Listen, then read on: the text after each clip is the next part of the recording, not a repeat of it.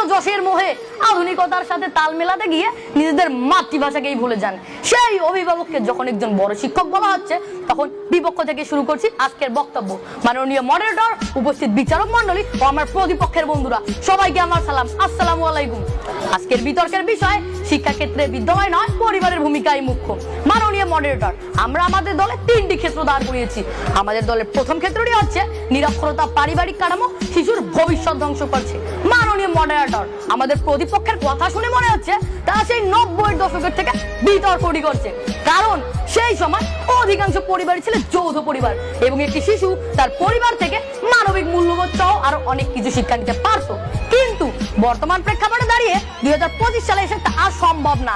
জীবিকার ফাঁকি দিয়ে মানুষ তার সন্তানকে 4 দেয়ালের মাঝে বন্দী করে রাখছে, গৃহ পরিচালিতা রাখছে, বিদ্যালয় দিচ্ছে। যে পরিবারে অভিভাবকদের বিচ্ছেদ হচ্ছে কিংবা পিতামাতাহীন একটি শিশু ঠিক কোন পরিবার থেকে শিক্ষা নেবে, প্রশ্ন থাকবে প্রতিপক্ষের কাছে। মাননীয় মডারেটর, দৈনিক যুগান্তরে 8 সেপ্টেম্বর প্রকাশিত একটি রিপোর্ট থেকে জানা যায় এখনো বাংলাদেশের 22.1% মানুষ নিরক্ষর রয়েছে। এই বিশাল নিরক্ষর জনগণ কিভাবে তার পরিবারকে শিক্ষা দিবে, প্রশ্ন থাকবে প্রতিপক্ষের কাছে। মাননীয় মডারেটর, চলে যাচ্ছি আমাদের দলের দ্বিতীয় ক্ষেত্রে। আমাদের দলের দ্বিতীয় ক্ষেত্রটি হচ্ছে বিদ্যালয় মানুষকে সামাজিক জীব হিসেবে গড়ে তোলে। মানুষ সামাজিক জীব, এর কথা আমরা সবাই জানি। আসলে জানি না তা হলো ইউনেস্কোর মতে প্রাথমিক শিক্ষার্থীদের মাঝে 80% প্রথমবারের মতো বন্ধু তৈরি করে এবং নিজেদের প্রতিভা প্রদানের সুযোগ পায়।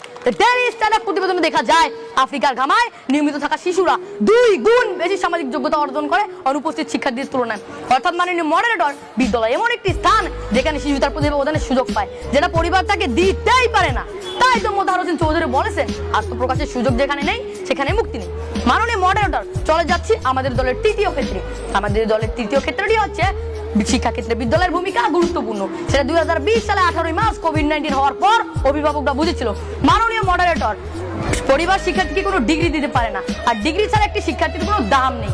মাননীয় মডারেটর, মানুষ হিসেবে গড়ে উঠতে বিদ্যালয় একটি অপরিহার্য ভূমিকা পালন করে।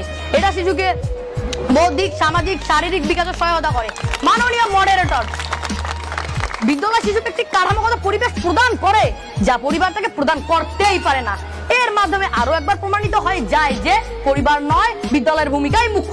ধন্যবাদ মাননীয় মডারেটর এবং ধন্যবাদ সবাইকে।